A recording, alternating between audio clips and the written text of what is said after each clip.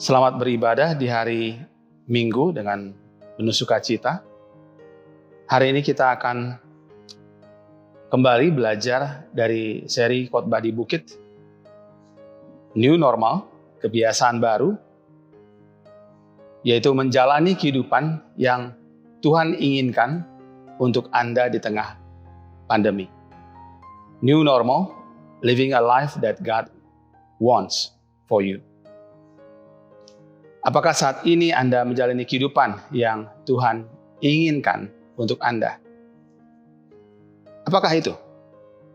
Apakah hidup yang terhindar dari virus corona? Bertahan hidup dan berusaha di tengah kesulitan akibat dari dampak pandemi ini. Pernahkah Anda dan saya atau kita berdoa seperti ini? Tuhan Yesus, aku akan pergi kemana Engkau ingin aku pergi. Melakukan apa yang Engkau ingin aku lakukan. Mengatakan apa yang Engkau ingin aku katakan. Dan memberikan apa yang Engkau ingin aku berikan. Bisakah Anda dan saya mengucapkan kata-kata itu sekarang dengan sungguh-sungguh? Sebelum kita melanjutkan, mari kita berdoa. Tuhan, pada saat ini kami datang kepadamu menyadari sepenuhnya atas karunia-Mu di masa pandemi yang begitu sulit bagi kami, baik untuk bersekutu maupun untuk hidup kembali dalam keadaan normal atau seperti sedia kala. Ajar kami di masa sulit ini agar firman-Mu tinggal tetap dan itu yang akan menguatkan kami. Dalam nama Yesus Kristus, kami berdoa. Amin.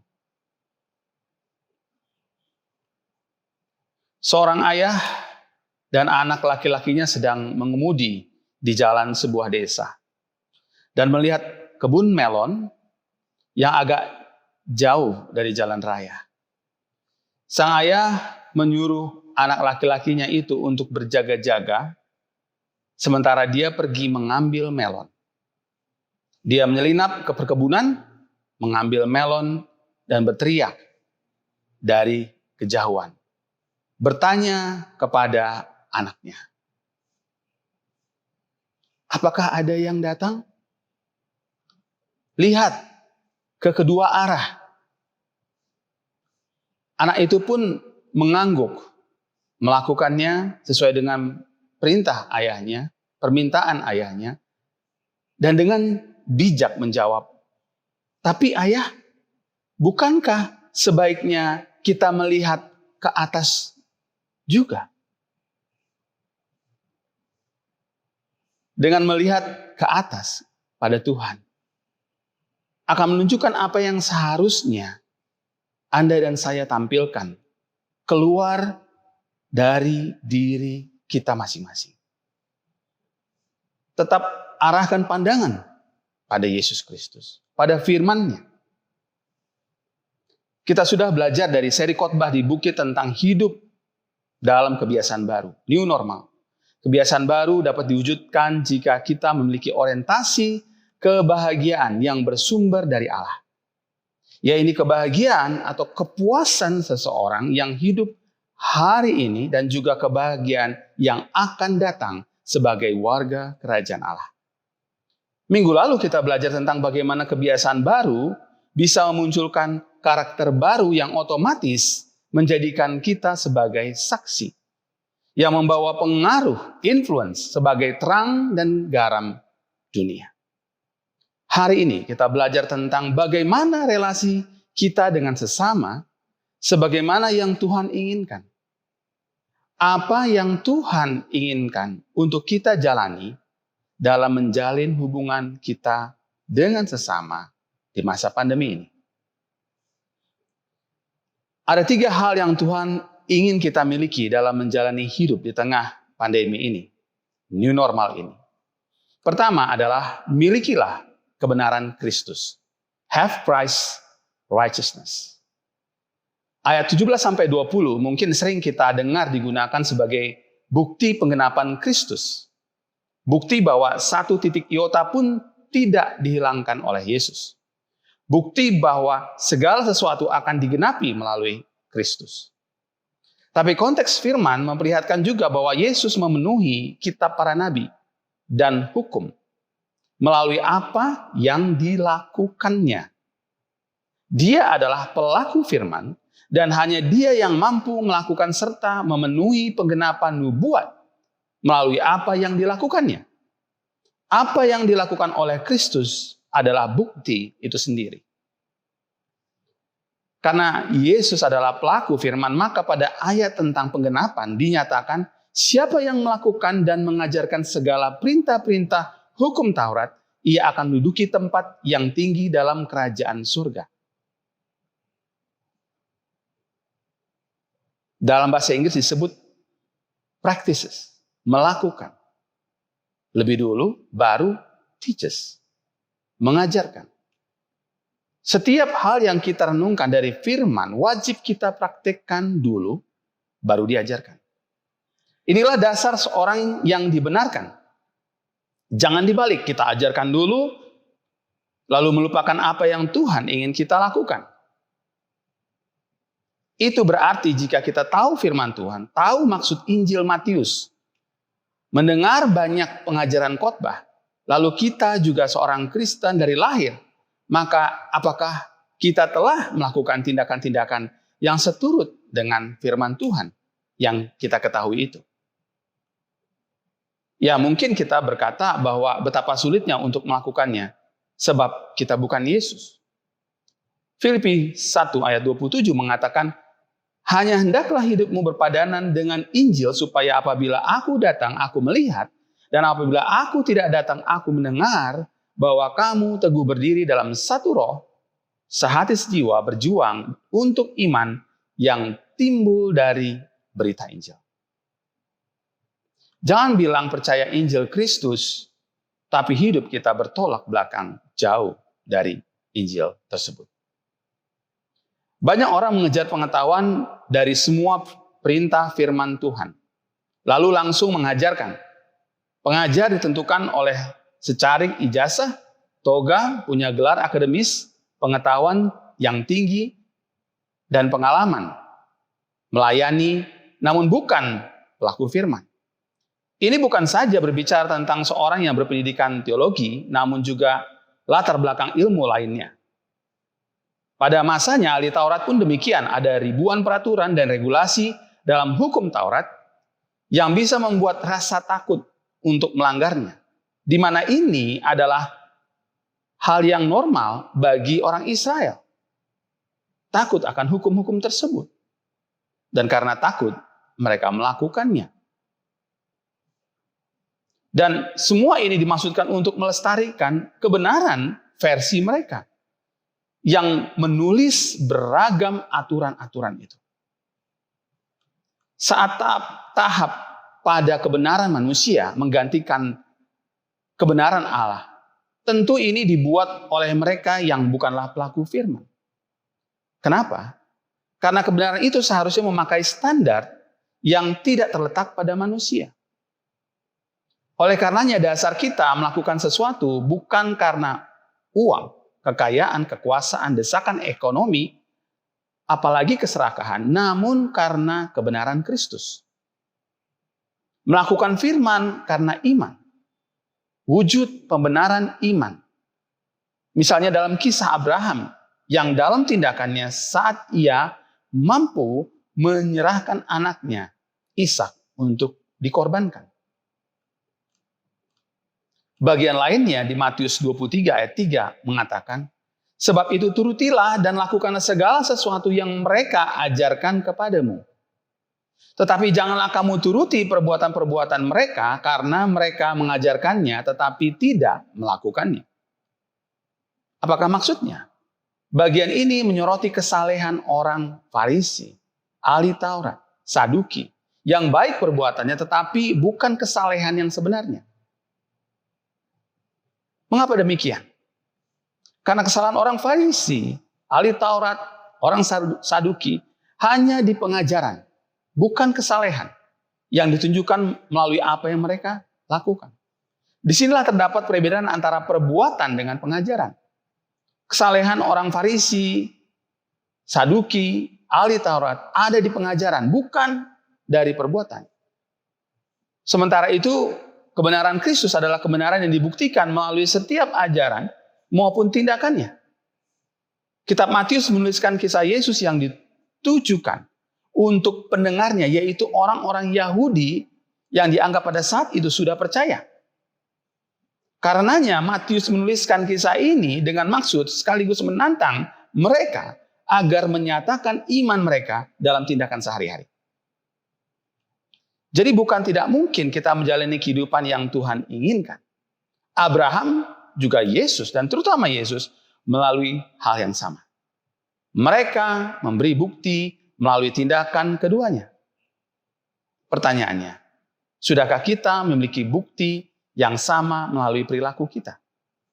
Orientasi perilaku kita saat ini tengah pandemi menunjukkan sudah atau belumnya kerajaan Allah hadir dalam hidup kita.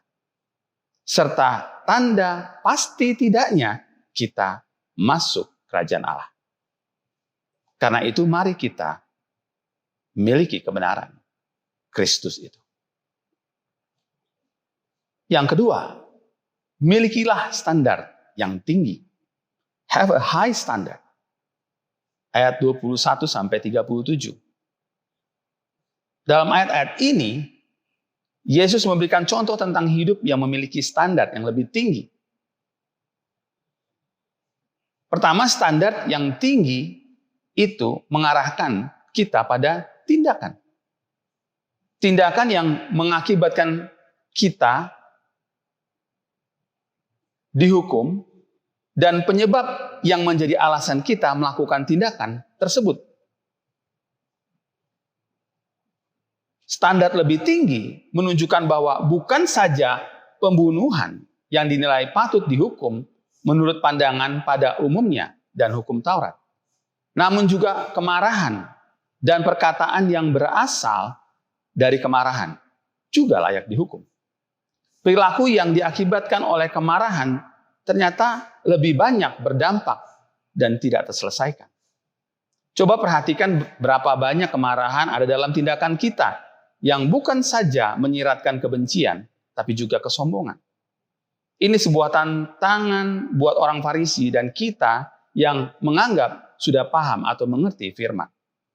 Karena hal ini menyebabkan hukuman bukan saja pada si pembunuh, tapi juga bagi si pemarah. Kalau Tuhan sebegitu perhatiannya melihat tindakan kita, maka artinya kita benar-benar, tanda kutip, telanjang dalam kemarahan kita di hadapannya. Karena kebencian menentang kasih dan kesombongan yang menantang kuasa Tuhan. Apa yang kita lakukan itu berhubungan dengan hubungan kita dengan Tuhan. Kalau kita sedang marah dengan saudara atau saudari kita, maka kita kelak mempertanggungjawabkan kemarahan kita itu di hadapan Tuhan Sang Raja. Kita yang diberi pengampunannya tidak seharusnya datang kepada Tuhan dalam keadaan belum mengampuni saudara atau saudari kita. Hal ini sesuai dengan karakter kerajaan Allah yang berorientasi pada sifat anak Tuhan sebagai orang yang membawa damai. Di situ kita melihat ucapan bahagia.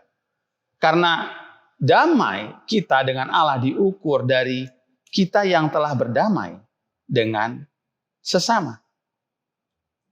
Ketika kita bertindak untuk menyelesaikan masalah dan membawa damai, maka kitalah yang bersalah dan tentunya kerugian ada pada kita. Jika kita tidak bertindak untuk menyelesaikan masalah itu.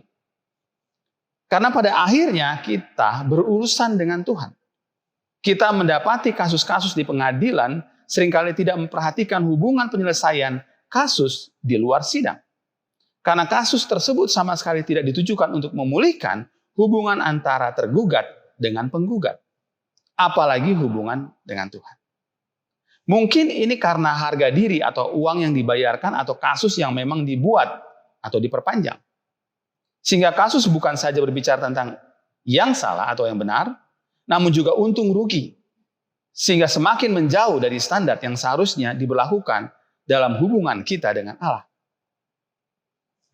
Padahal pada akhirnya semua itu akan kita pertanggungjawabkan di hadapan Allah. Bayangkan jika kita tidak mengubah perilaku kita untuk mendapatkan pengampunannya. Kita bukan saja membawa penghakiman Allah bagi kita, namun di sisi lainnya kita gagal membawa berita pengampunan bagi orang yang memiliki masalah dengan diri kita. Yang kedua, standar yang tinggi mengarahkan kita pada hati. Bukan saja pada tindakan, tetapi juga pada hati kita. Hati orang yang mengakibatkan kita dihukum, maupun hati kita yang menyebabkan kita dihukum. Bukan saja orang lain, tetapi juga hati kita. Ayat 23 menyebutkan, sebab jika engkau mempersembahkan persembahanmu di atas mezbah dan engkau teringat akan sesuatu yang ada di dalam hati saudaramu terhadap engkau. Kita seringkali berasumsi kita sudah melakukan firman Tuhan atau kita sudah beribadah dan baik-baik saja semasa hati kita mengatakan demikian. Dengan berbuat demikian sebenarnya kita tidak peduli dengan hal-hal yang berkaitan dengan ganjalan di hati orang lain. Karena perilaku ataupun tindakan kita yang tidak sesuai dengan firman. Kita harus mengingat akan hal itu. Di sisi lainnya, hati kita yang menyebabkan kita dihukum. Contohnya, dosa seksual. Dosa seksual itu tidak menunggu sampai seperti ketangkap tangan dalam kasus korupsi, penipuan, hayalan liar akan seks, saling berdempetan dengan keserakahan. Hawa nafsu. Kalau kita pikir bahwa apa yang kita lihat dan apa yang ada dalam pikiran kita tidak diketahui orang lain, maka justru hal itulah yang dapat membutakan kita. Sama dengan uang. Hawa nafsu juga masalah hati. Ini musuh dalam selimut. Yang sumbernya sangat dalam, yaitu hati manusia. Standar yang tinggi, standar berhubungan dan tindakan, hati, dan juga standar yang tinggi mengarahkan kita pada keputusan-keputusan kita. Keputusan-keputusan kita untuk berhenti dan menanggalkan hal-hal buruk yang telah kita lakukan, maupun yang masih ada dalam benak pikiran kita, dipengaruhi oleh standar pengenalan akan firman. Ketika Yesus menggunakan frasa penggalah dan buanglah dalam ayat-ayat bacaan kita, maka Yesus tidak mengartikannya secara literal dan menghalalkan hukuman fisik atas pelaku dosa seksual, pencurian, maupun yang menimbulkan dosa dengan memotongnya. Tetapi di sini bicara tentang tanda kutip babat alas, sebuah pijakan yang memungkinkan dosa masuk dan berdiam dalam diri kita, baik dalam keinginan maupun hasrat keberdosaan kita. Semuanya harus ditanggalkan. Ingat, ucapan kebahagiaan kita ada pada kata kesucian. Dalam kalimat, berbahagialah orang yang suci hatinya. Hal ini bukan meletakkan diri pada kepuasan hawa nafsu, keinginan untuk memiliki kepunyaan orang lain.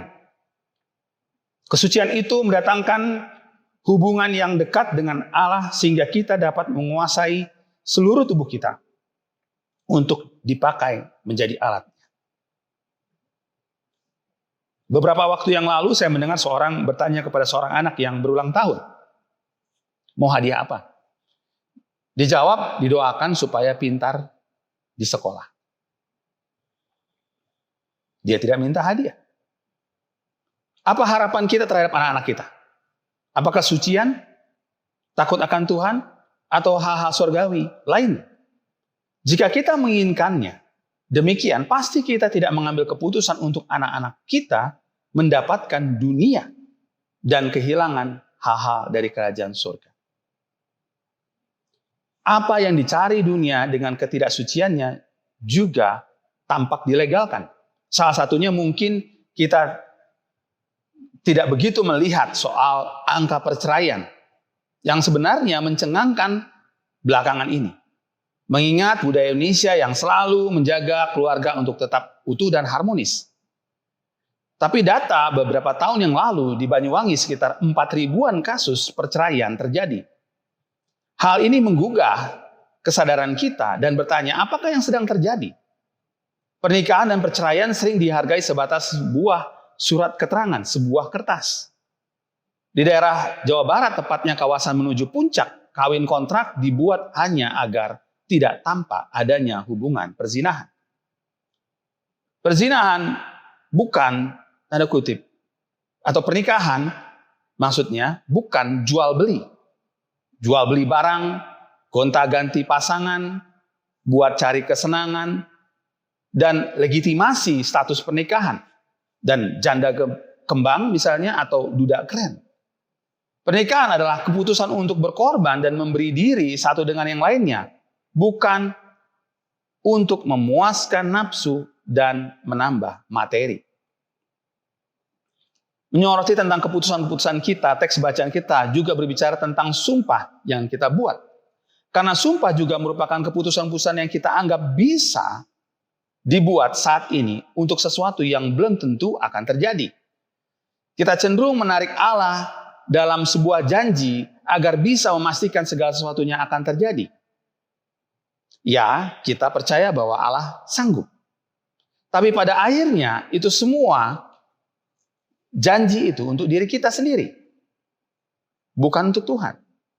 Di sisi lain janji juga berbicara tentang kesanggupan yang ada pada manusia, bukan lagi pada Allah. Lalu kita pikir sumpah itu bukan jaminan. Padahal kepercayaanlah jaminan itu. Dan menjadi orang yang dapat dipercaya menjadi demikian penting. Karena Allah juga Allah yang dapat dipercaya. Ia Allah yang setia. Dalam keseharian kita pun perlu mempertimbangkan kembali apa arti sumpah ataupun janji. Dan apa jaminan kita untuk dapat memenuhinya. Karena kejelasan dan kepastian diperlukan bukan iming-iming, bukan mudah-mudahan. Untuk menghindari mengatakan ya atau tidak. Bukan pakai terms and condition. Kalau pakai syarat tertentu itu bukan janji tapi tanda kekurang percayaan. Itu main-main dan Tuhan gak mau kita main-main dengan janji. Ia mau kita mengambil keputusan dan bukan janji yang menempatkan kita pada posisi tawar-menawar dengan Tuhan. Dan memberi posisi tawar kita terhadap orang lain.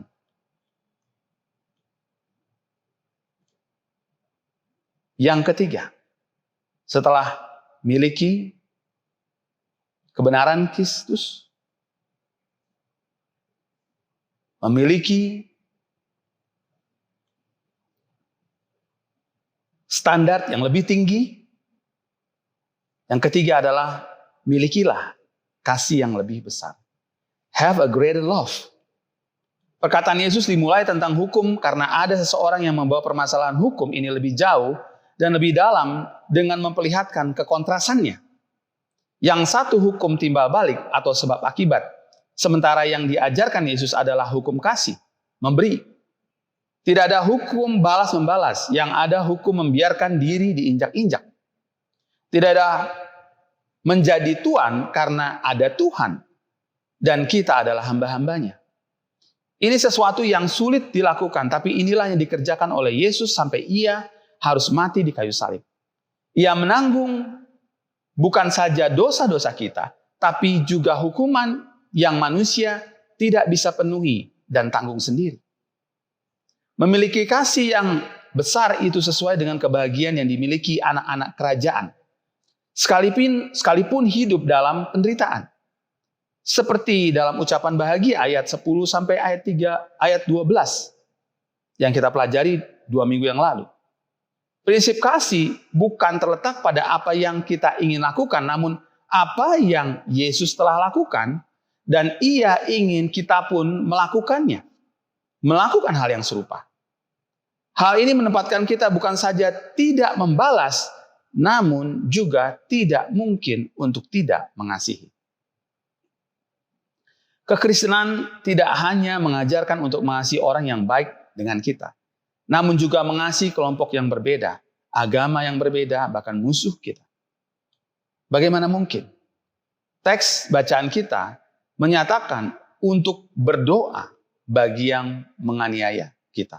Itu yang pertama-tama bisa kita lakukan. Kesulitan dalam kita mengasihi itu tampak dari doa kita. Kita tahu bahwa kita tidak mampu dan membutuhkan kasih Allah untuk dapat mengampuni musuh kita. Doa bukan sulap yang memaksa kita untuk melakukan sesuatu. Doa menyambut perintahnya untuk mengasihi musuh kita. Kitab Matius memperlihatkan hubungan kasih kita dengan musuh ataupun yang menganiaya kita.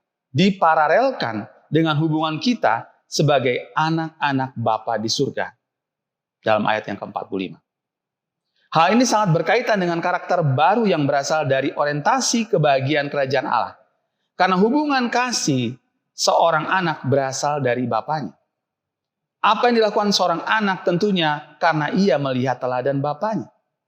Di sini kita belajar bahwa hubungan kita dengan Bapa memproyeksikan kasih yang sama. Kasih yang tidak membiarkan hal apapun mengganjal di hati kita terhadap musuh. Sekalipun mereka bermaksud buruk terhadap kita. Itu yang dinyatakan Yesus saat mengatakan, Eli, Eli, lama sabachthani. Artinya, Allahku, Allahku, mengapa engkau meninggalkan aku? Karena berbagai peristiwa yang membawa kepada penderitaan, penganiayaan, dan musuh itu selalu membuat pandangan kita diarahkan pada Bapa. Sama seperti seruan Yesus itu. Penderitaannya yang demikian hebat itu, demi menanggung dosa kita seharusnya menumbuhkan kasih kita yang semakin besar untuk orang lain. Sesama, bahkan orang yang memusuhi kita. Kita memfokuskan pada apa yang diberikan Bapa sebagaimana contoh matahari yang terbit buat mereka yang jahat dan yang baik. Karena kita anak-anak Bapa di surga. Sebuah relasi. Kalau kita belajar tentang kebahagiaan Allah dalam ucapan bahagia maka melalui teks hari ini, kita belajar menjalani hidup dengan memiliki kasih yang lebih besar. Kasih Allah. Kebahagiaan Allah. Kasih Allah. Bukan kasih dunia yang take and give. Conditional. Supply and demand. Transaksional. Ini sama dengan hamba Tuhan yang datang diundang berkhotbah, lalu pulang untuk kejar khotbah di tempat lain. Atau datang ke sebuah ibadah dengan terlambat karena baru saja berkhotbah di tempat yang lain. Hal ini tidak ada bedanya dengan orang yang katanya mengasihi Tuhan lalu datang ke gereja agar dapat berkat jasmani. Gak salah sih kalau itu berhubungan dengan kebutuhan kita. Cuma orientasi kebahagiaan kita akhirnya menunjukkan kualitas kasih kita dan apa yang paling kita utamakan. Kalau yang utama bukan Tuhan, maka perbuatan kasih itu juga bukan yang utama. Kalau sudah begitu, jangankan mengasihi sesama, mengasihi Tuhan pun pasti tidak. Pandemi COVID-19 merubah banyak hal jadi baru. Misalnya membuat hambanya yang biasanya bertemu jemaat seminggu sekali, itu sekarang harus mencari dan menghubungi jemaatnya satu persatu. Gereja dan kita semua, tanda kutip, dipaksa untuk memberi lebih saat kita tidak memiliki kelebihan seperti sebelum pandemi. Kasih Allah bukanlah tujuan perbuatan manusia untuk mendapatkan sesuatu seperti pahala atau upah. Dikatakan di ayat yang kita sudah baca, apabila kamu mengasihi orang yang mengasihi kamu, apakah upahmu? Bukankah pemungut cukai juga demikian? Perkataan ini keras sekali buat kita yang mengaku percaya dan punya agama. Karena implikasinya buat kita yang sudah menerima kasih-Nya, namun kita masih selalu mencari yang lebih dari itu, maka kita jadi terhitung orang yang tidak bertuhan. Karena kalau hubungan kita dengan Tuhan berhubungan dengan pahala, maka kita yang mengatur transaksi dengannya. Kita bilang orang lain kafir, orang lain tidak beragama, orang lain tidak bertuhan. Tapi kita sendiri tidak mempunyai hubungan yang baik dengan Tuhan. Ini bisa terjadi karena kasih-Nya tidak cukup buat kita. dan tidak cukup untuk kita mengasihi orang lain. Kasih Tuhan itu ujung-ujungnya buat diri kita sendiri dan tidak disalurkan kepada sesama. Jangankan buat Tuhan, buat manusia saja tidak. Pada akhirnya memiliki kasih yang lebih besar, menegaskan pada kita untuk menjadi sempurna. Hal ini sehubungan dengan kasih kita terhadap siapapun dan dalam keadaan apapun. Dan di sini bukan lagi berbicara dalam sebuah aturan, tapi hubungan dengan Allah sebagai Bapa kita. Kita memang tidak sanggup memiliki kasih Allah itu dengan kekuatan dan apapun yang kita dapat lakukan. Karena kita sendiri membutuhkan kasih dan ingin dikasihi. Hubungan kasih dengan Allah dinyatakan terlebih dulu melalui Kristus yang sudah berkorban bagi kita, dan itu menjadi sangat penting. Tantangannya adalah seberapa besar kasih Allah itu hidup dalam kehidupan kita. Bukan karena hukum dan bukan karena perbuatan baik manusia. Hidup kita menjadi driven by love, bukan by deeds. Dan hukum moral ukuran manusia. Seperti anak panah dari busur pemanah yang dilepaskan pada tujuan kesempurnaan. Kalau kasih Bapa seperti busur yang memberi kesanggupan untuk anak panah meluncur ke sasarannya, maka apa yang menjadi kehendaknya untuk kita sempurna dalam kasih bukan tidak mungkin. Masalahnya adalah apakah kita sebagai anak panah membiarkan busur dan sang pemanah mencapai tujuannya. Amin. Mari kita berdoa.